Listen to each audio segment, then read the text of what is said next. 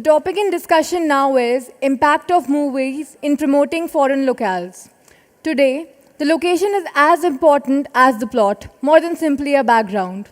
Filmmakers have been spending huge budgets over shooting movies in foreign locales, but there still remains an unexplored part of the world. The panelists will be discussing about various shooting destinations in India and abroad that are yet to be explored by the Indian filmmakers.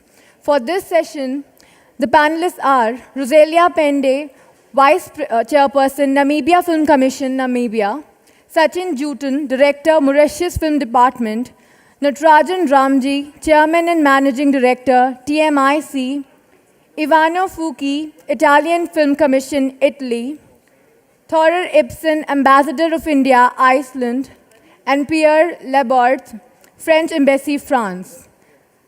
Now I'd request Mr. Ashish Singh, Vice President Productions, Yash Raj Films, to come up on the stage and commence the session. Can we have a huge round of applause, please? Good evening, everybody. Can we have the esteemed panelists, please, on the stage?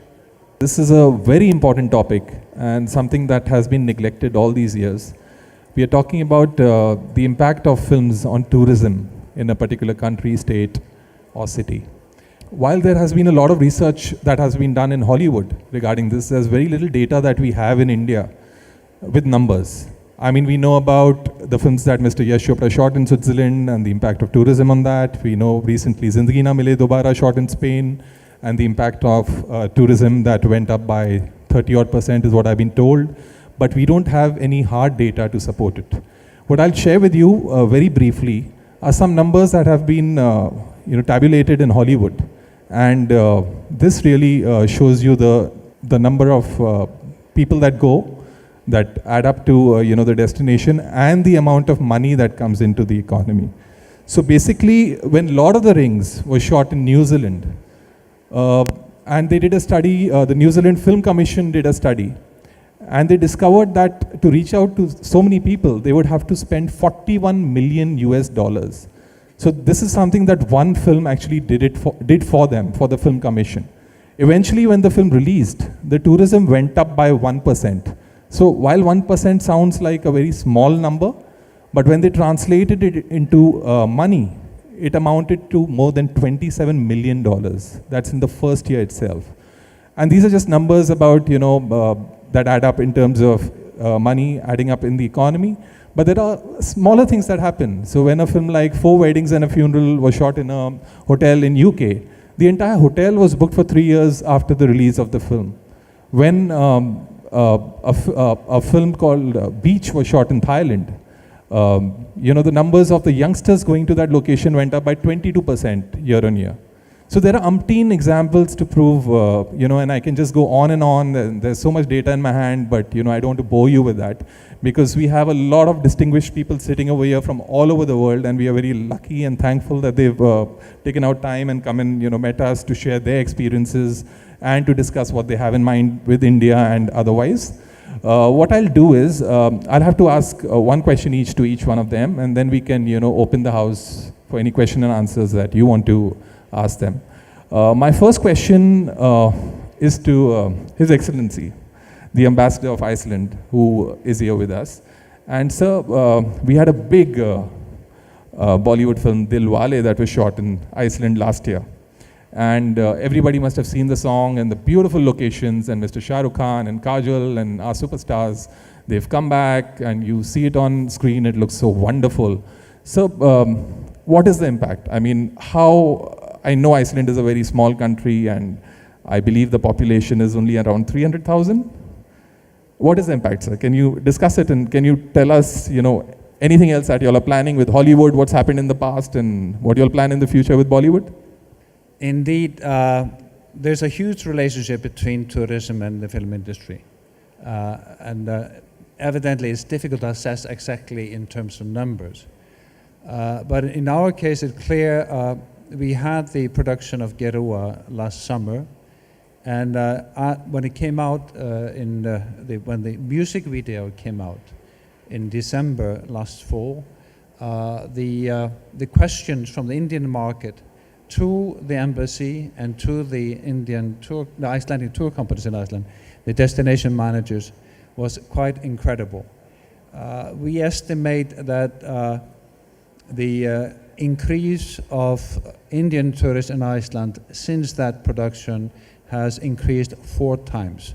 Now, in absolute terms, there is not many Indians that are coming, but the increase is 4 times. But we have a long experience of the link between cinema and tourism. Like you said, there are 3.2 lakh people in Iceland, 320,000 people. We receive 1.5 million tourists per year, 5 times the population. Now, this increase has been going on mostly over the past 10 years. There was a good tourism before, but over the past 10 years, it's been quite something. We have an average annual increase in the tourist sector of 16 to 18%. There's no question a big part of that is the Hollywood production. All the blockbusters over the past 5 years have been produced fully or partly in Iceland. Just to give you an example, Game of Thrones, Oblivion, Prometheus, the new Star Wars, Star Trek, Interstellar, the life of Walter Mitty, Martian. We can go on and on, but all that has highlighted Iceland as an interesting destination. The same thing we're seeing here in India. 4 regional movies have been produced in Iceland, and we can see exactly from where the tourists are coming according to where the productions are coming. And no question about it. Gerudo came out. It is receiving 116 million hits on YouTube. Now, we don't want all of them to come at the same time to Iceland, but it is definitely increasing the number of tourists from India. Thank you. Thanks a lot. So, I mean, 116 million hits on YouTube for a country that has just 300,000 local people. So that speaks volumes about the number of people who are excited or have seen Iceland in that song. You know, so these are things that finally translate into numbers, and then people are so aspirational, they want to go where their superstars have been, you know, and so that's the reason why the tourism goes up. My next guest here is from Namibia, and I would like to speak to Rosalia. And Namibia is a small country just very close to South Africa. I've had the privilege of shooting Dhoom 2 over there, and we had such a wonderful experience, you know, and I would like to thank the Namibian Film Commission and everybody in Namibia for making it happen. It was I mean, if you remember Dhoom 2, it was the train sequence of Hrithik jumping on a train and, you know, the action that happens around the train.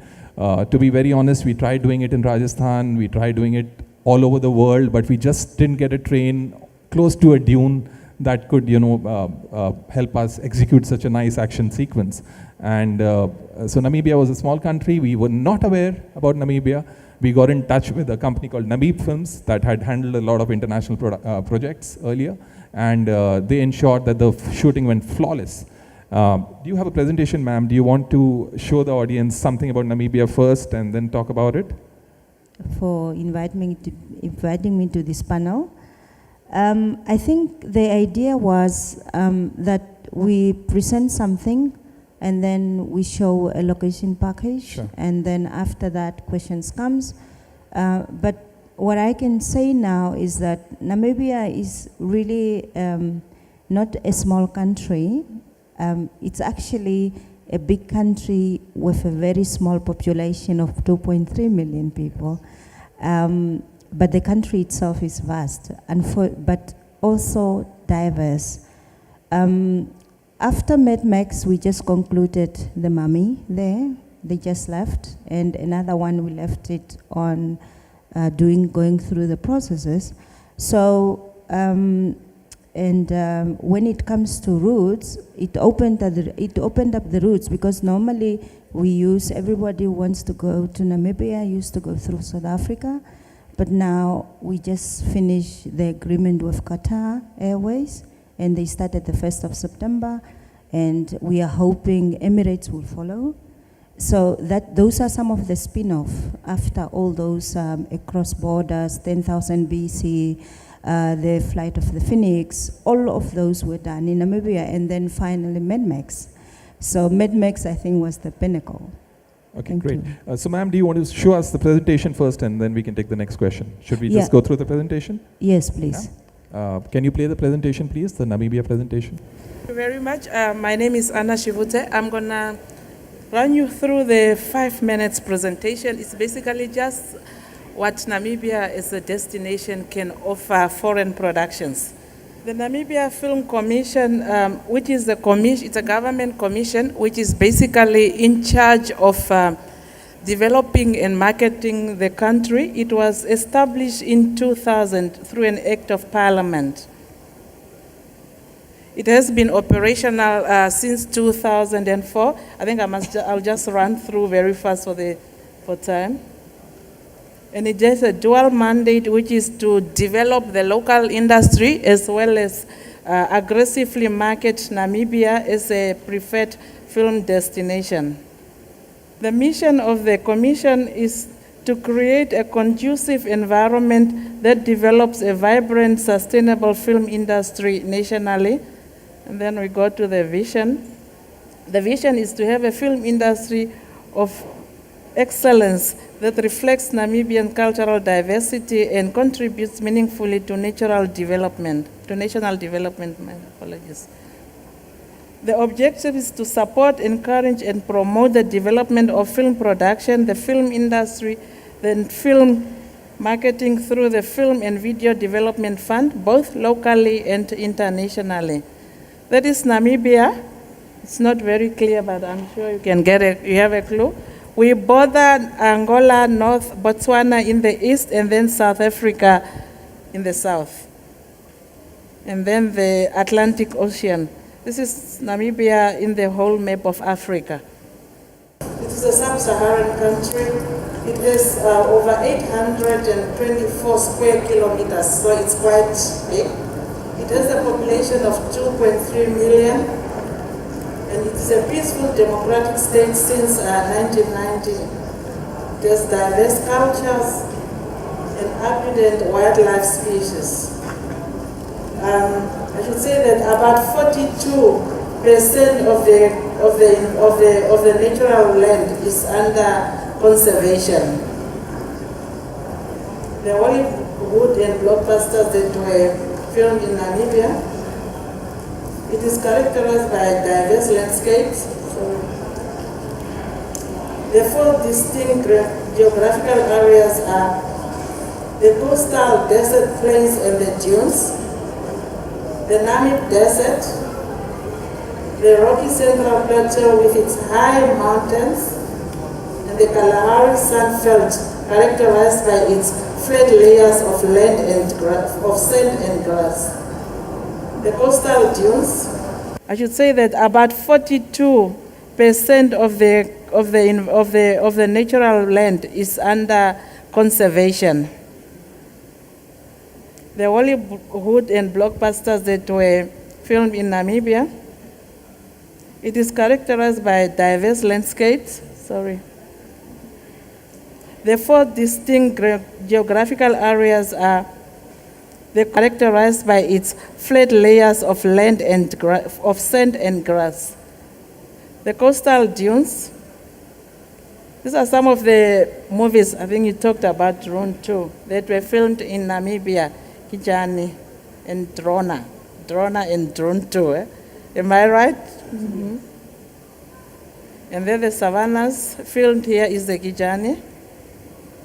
It was filmed there. The Quiver Forest. You have the Quiver Tree. The Fish River Canyon, which is the 2nd largest canyon in the world, second to the Grand Canyon in the USA.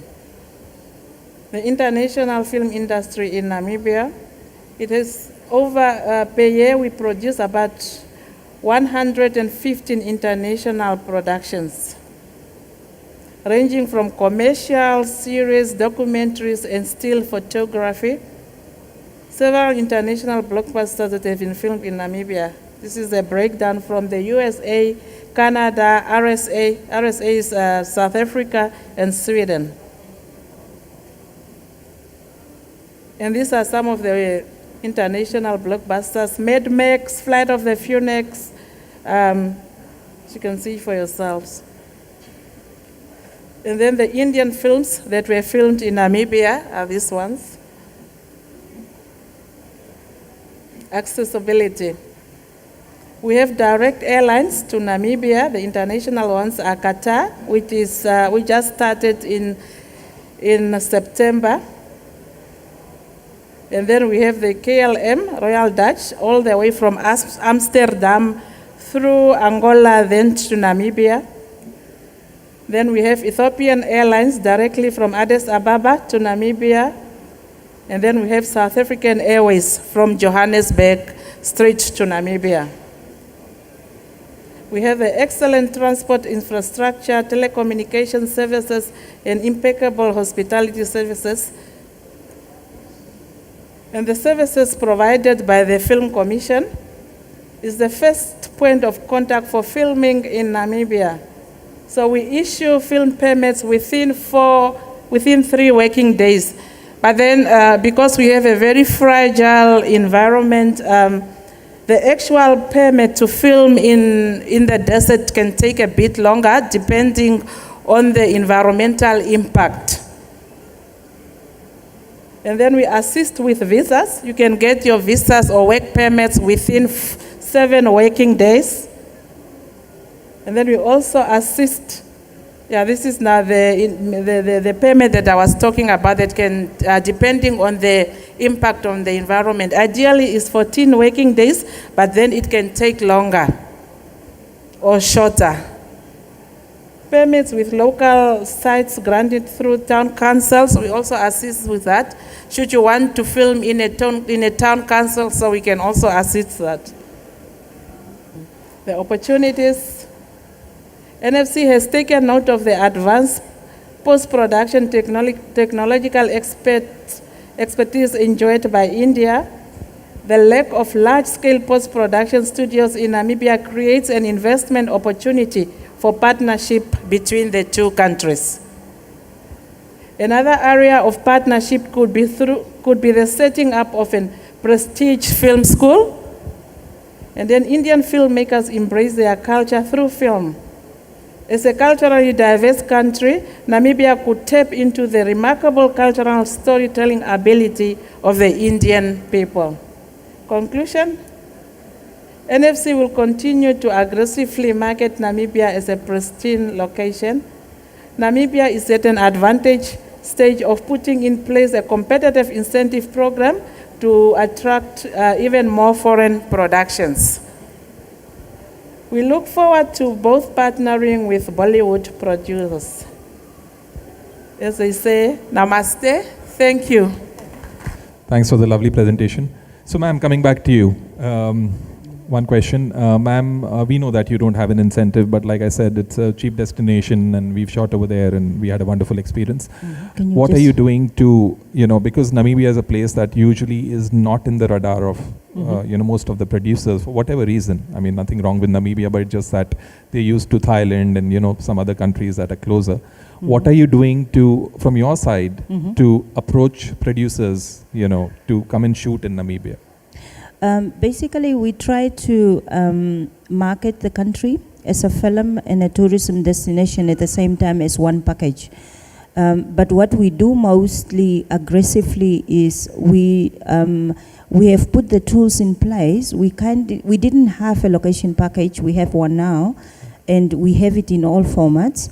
Our website has been updated. We have loaded all the location packages there, as well as the film requirements on there. But what we do most is we attend festivals and events, as well as platforms, especially investment platforms. We have in Namibia in November, from the 7th to the 10th, we have an international investment forum or summit, which will take place. And NFC or Namibia Film Commission will prominently exhibit what type of services investors could expect from us. And from a research point of view, what we do is we have a quarterly review on the prospect in terms of what investors could expect from Namibia in terms of film and tourism. So those are just some of the things we kind of aggressively do, because the problem in some of our countries, especially Namibia, is that we lack data. And that is one thing which is really putting us back. So we are aggressively trying to get that, but also from the government side, we are trying to make the government invest more in filmmaking, but on that one, it's more of a structural improvement or development where we are creating a new institution, which is not a commission, but a body overall to take care of all film investment as well as filmmaking. Thank you, ma'am. Thank you. So here you have a country which I just discovered is quite big, but with a lesser population. Sorry, I stand corrected. But so they're doing a lot just to woo producers, and there's a reason, because they understand the value of a film coming into their country and shooting, and the impact it has on tourism and the economy, and the other things that follow post that. In fact, this is something that even the biggest of countries have understood. I mean, by biggest I mean countries that are visited by the maximum number of people. So whether it's UK, London, or Paris, France, I mean, they have incentives in place to woo producers. So since I'm talking about France, I'll come to Pierre. Yeah, Pierre, we recently shot our film Befikre in Paris and around France. And probably as an international producer, it was the longest shoot in France, and this is something that the Honorable President of France acknowledged, which we are very thankful to. So this was the shooting aspect, and till now we were talking about the shooting of the films in a particular country. What will you do beyond that to market the place in terms of when Befikre releases or any other film that's been shot in France releases? What will you do, the extra step, the extra mile that you will walk to promote the destination as well as the film, which will result in many more other producers coming and shooting their films over there? I think it all comes hand to hand. It's like, of course, we are promoting shooting in France. We're improving at incentive, tax, rebate. But with Befikre, it's true that for the first time, it's a very long shoot in France. And what's great is that the city of Paris, for instance, is really putting a lot of effort into it. So that's why we're trying to promote beyond the shoot and continue to accompany you to promote the film here, but also in France or internationally. So we're planning something hopefully very soon in Paris for this launch. And that's why, so we want to come as a package, like you come, you know Paris, you know France. We're trying to get more people to know the rest of France too. So preparing some shooting, scouting locations in all over France. We're also improving visa, because it can be an issue. Now it's became more and more simpler and simpler. And we are trying to involve the tourism boards all over France, so they can help you when you shoot, but also after, for instance, in Corsica, then after Tamasha was a big success. I mean, Corsica was not well known in the world, but not well known in India at all. And we saw a rise of tourists from India in Corsica. And the tourism board there is trying to build on it, creating some tours for locations where the movie was shot. So there's a lot of, it's getting structured right now. So we are here to improve that, to put in relationship like producers, the Film Commission in France, line producers in France, co-producers in France, hopefully, and then the tourism boards to improve on that, to build on that. Okay, thanks, Pierre. So basically, what they are doing for Corsica is something that London has done with Harry Potter in the past, and some of the Indian tour operators have done in Switzerland. They had a honeymoon package based on the films that Mr. Yash Chopra had shot in Switzerland, and they used to take the couple to those locations. They had cutouts of Mr. Shah Rukh Khan and Kajol and used to let them have a photo op. So these are very good ways of promoting the destination post the release of the film. So every destination should have, it's just not the first year that you talk about when the film releases. You should be talking about the destination 10 years later, and hopefully more films would have followed in various languages, across the board and shot over there, and you get to see the destination again and again through the eyes of a new DOP, new actors, new script. So it's so important to continue, and thanks a lot for that. My next question is to Mauritius, and Sachin is here from Mauritius. And Mauritius is a destination that, I mean, at least when I've grown up in the 80s and 90s, and I've seen umpteen Bollywood films, you know, being shot in Mauritius, and you know, I mean, I still remember Agnipath and you know all those films with Mr. Govinda and Mr. Bachchan. How are you all evolving it? In the sense, I know there was a time when there was a lull, because for various reasons, this also happens. This is something everybody knows. When a destination gets overexposed, they have to find newer ways to woo the producer to come back. So Mauritius is beautiful. Nothing has changed. It's a beautiful destination. We all know about it. But after a point, you know, people say, oh, you know what, you've seen it in many films. But there is a challenge, and that is where, you know, I think you guys have come up and, you know, upped your ante and, you know, upped the game. And can you share it with the audience, you know, what all you all are doing? Thank you, Ashish. Thank you for this interaction. Good evening, everyone. Mauritius is now becoming more aggressive to promote filmmakers to Mauritius. We have increased our rebate scheme up to 40%. And you know, Mauritius is a paradise in the world, and it's also a honeymoon for makers for everyone.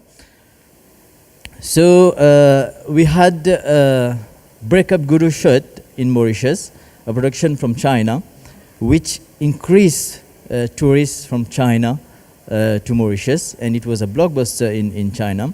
Like Kuch Kuch Hota Hai was shot in Mauritius. Shaukin, we have Trouble in Tropics from Germany, and lots of movies coming to Mauritius. I believe there's a Hollywood film that's coming to Yes. Mauritius now. We'll have very shortly a Hollywood film will be shot in Mauritius 100%, with all the VFX and everything.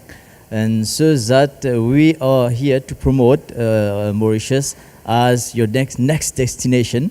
And we know that Mauritius was overexposed in the 90s, so they move a bit away. But now the MTPA, Mauritius Tourism Authorities, is giving also film-induced rebate. That is a finance producers projects according to the script and what impact it will be on tourism. We are also training our technician, so that when a crew come, it come with a minimum technician, and they got the maximum here in Mauritius, so that they cut the cost. And also we have experienced technician in Mauritius, so that they can also develop the local cinema in Mauritius. Now, what Mauritius is doing, and based on whatever little research I have done, based on costs and stuff like that, the kind of incentive they'll have in place, probably it'll make sense for a lot of the Bollywood producers to start cheating their films that are being shot in Bombay or anywhere else, Hyderabad, Chennai, in Mauritius, because the cost will be so subsidized after the incentive, and with a good crew that they'll have, you know, in terms of people who will be working on the film. You know, so these are things that you have to do to evolve. And, you know, I think y'all are doing a wonderful job by, you know, coming up with all these things. I believe you have a presentation. Do you want to share it? Yes, before that I can say also that there was a lack of equipment in Mauritius, and now we are buying all the equipment, from lights to cranes to Jimmy Jeep and everything, so that to facilitate the producers, the technician and everyone. And now I would like to show you a movie about Mauritius. Everyone know about Mauritius, so you will enjoy it.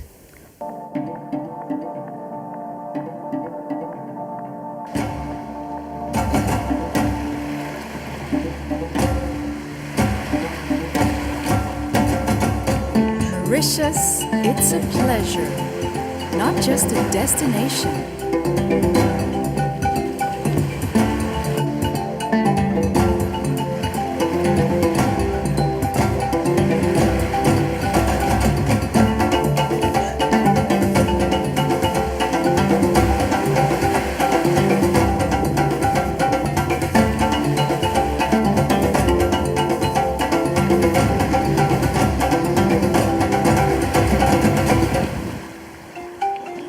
A colorful world where the culture melts with peace and harmony.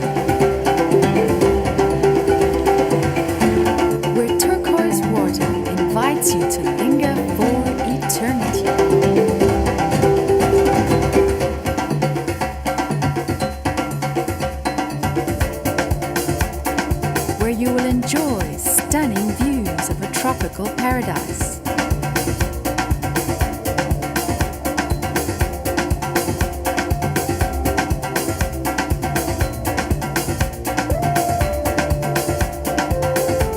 In the silence of an oasis of tranquility.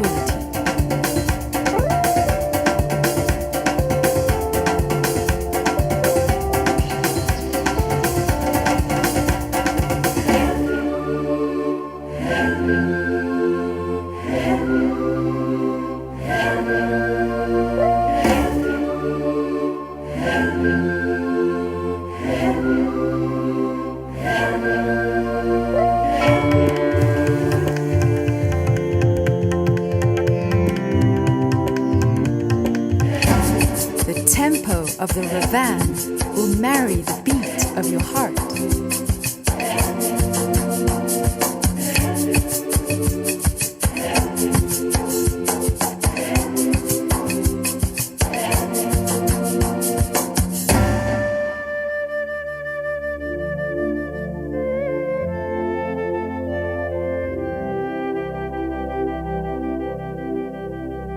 An island that will surprise and charm you through its people, its cuisine, its authenticity, its values. The contrast of a multitude of colors and tastes.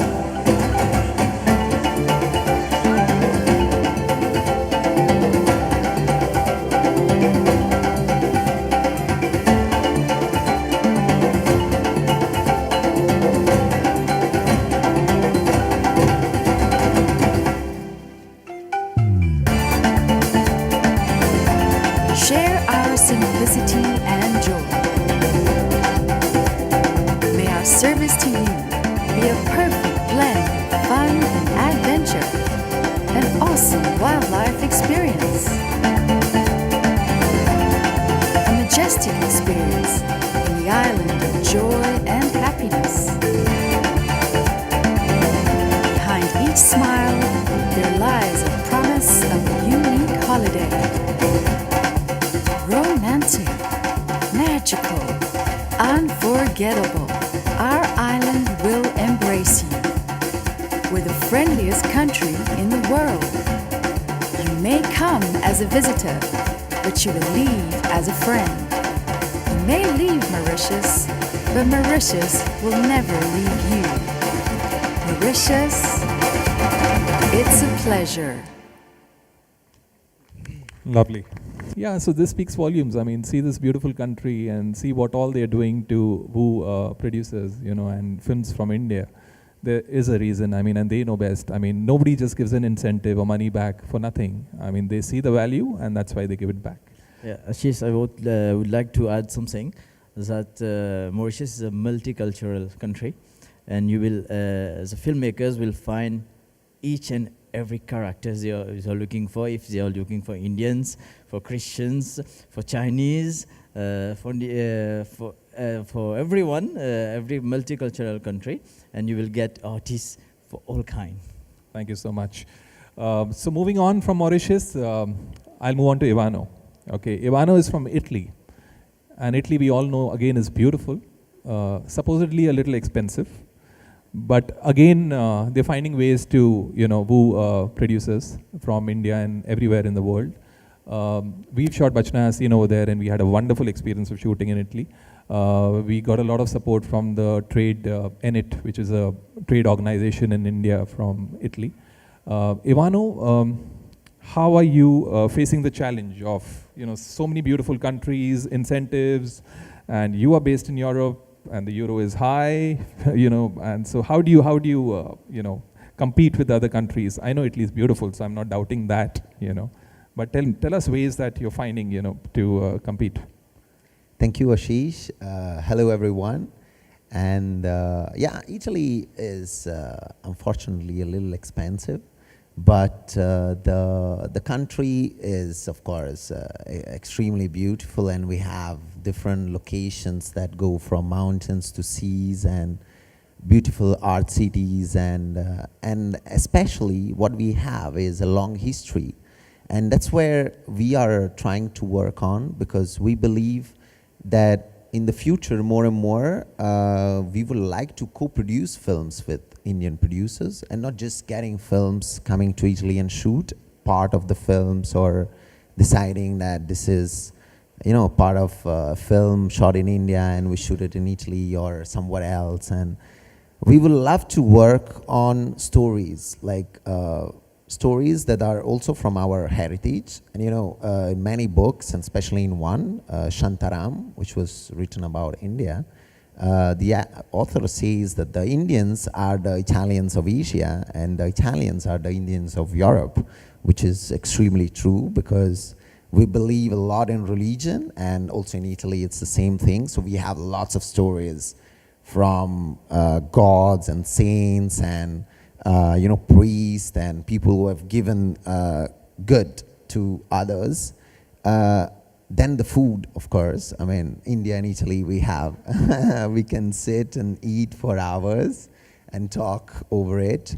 So even there, the food is another big theme where lots of writers and directors can find good stories where Italy can be part of the film and not just the backdrop of what you're shooting. So what we are working on as a company and also as Italian Film Commissions is to understand where are the stories and to try to match with our stories, or on the other side, getting here some writers who have some stories, who have some ideas, maybe based also on our heritage and our history, and getting together with Indian writers and Indian directors to try to combine what is best here and what is best there to make a film which is unique and it's shot in two beautiful places, for example.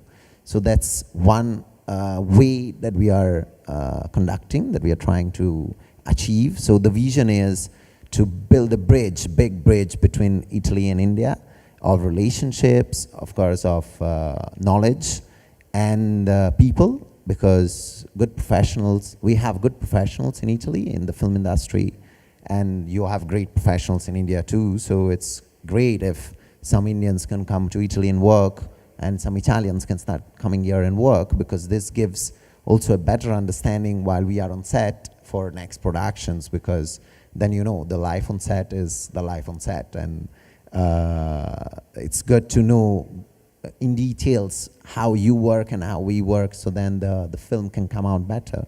And lastly, I would say the future is also in distribution, like distributing Indian contents in Italy and distributing Italian contents in India, especially through the digital distributors, which are big players in India. Especially in Italy, we don't have so many, but in India, it's a big market. And we believe also the knowledge of what we are shooting and what we are making of here, and at the same time of what you make in Italy, would make us understand each other more. And in the future, with the government, with lots of other players involved, Italy can become more and more a natural place where you just think, oh, okay, I can shoot in Italy, it's easy. So that's our main objective, yeah.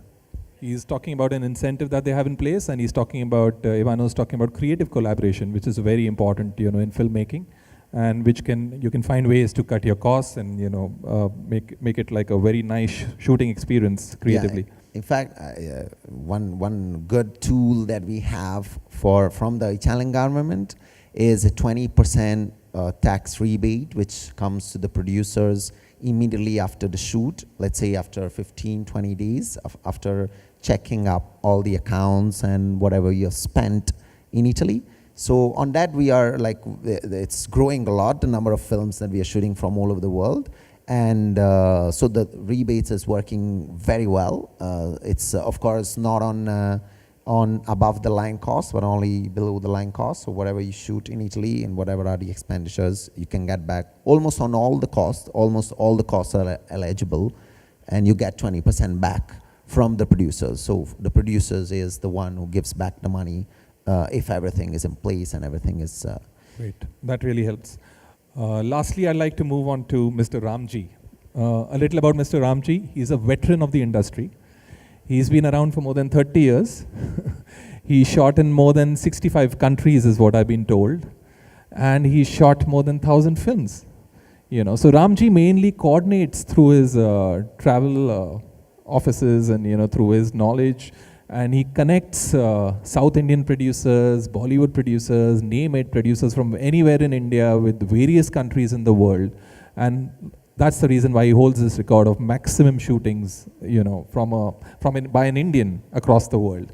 Ramji, my question to you is, obviously you've shot in so many countries and you're aware of all the good, bad, whatever, from a Bollywood or a Indian producer's point of view.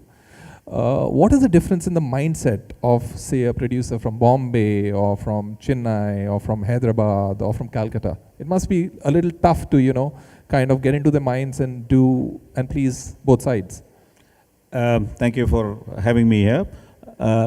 Yes, you can categorize the industry into two segments, Bollywood and rest of India.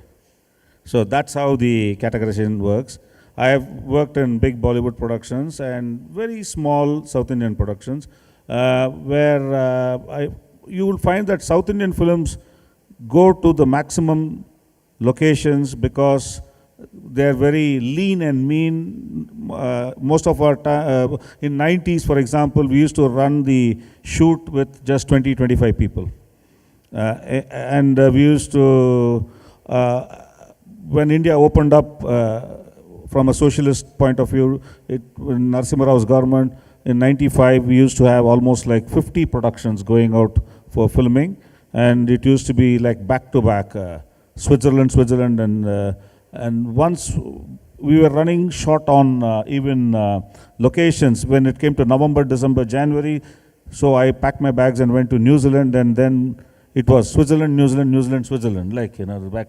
We ended up doing around 300 films in Switzerland and about 150 in New Zealand. Then, after that, what happens is when a Bollywood shoot, when we did right now Dilwale, we shot for about 80 days and we had a crew strength of almost 150 people. So it's a big quantum jump between 30 and 150. And the next big production which is coming out next month, which we handled the entire production, was Shivaya. Ajay Devgan's, which had 120, which they said, no, we're cutting down, we want to keep it low. So even the biggest South Indian production we handled was Bahubali, where at any given point of time it was no more than 60. So as you see, you're leaner, you're more agile, you're able to cover more ground. See, when you have a larger troop, invariably you slow down. So this would be my, but what we are doing now is, to stay relevant, even after 30 years being in business, is I have to keep upgrading myself every day. Now we have come to the point where we are moving in major action sequences out of India, which we are now doing it in Eastern Europe, basically Bulgaria, Serbia, Macedonia, and we have gone to the extent that we have started cheating India. We started by doing cheating where it was impossible for Indian filmmakers to go and film in mountains, Kashmir or Himalayas, Ladakh, Leh. We started doing that in Bulgaria, in Serbia. Now we have even started cheating Indian cities. The next production coming out next month, we have a whole sequence which is supposed to happen in Bangalore. Here is a person who's had the experience of shooting across various languages, various budgets, various countries, 30 years. Awesome. I think we're running short on time, and I think we've done a one-on-one. Is there anybody from the audience that would like to ask questions? My question is to Mr. Ramji. In South Indian filmmakers like Shankar or K.V. Anand, they constantly, through their films, explore new virgin location for first time in Indian film industry. So you have worked with them. So they don't care for budget or the incentive the country they gave. They were keen more on virgin location. So what are the challenges you face with them? I had the good fortune of working with Shankar on all those films, right from Indian, Hindustani, until Robo. Well, Shankar's philosophy is that the first, only one question he puts to me, Ramji, nobody should have put their camera there. That should be the location.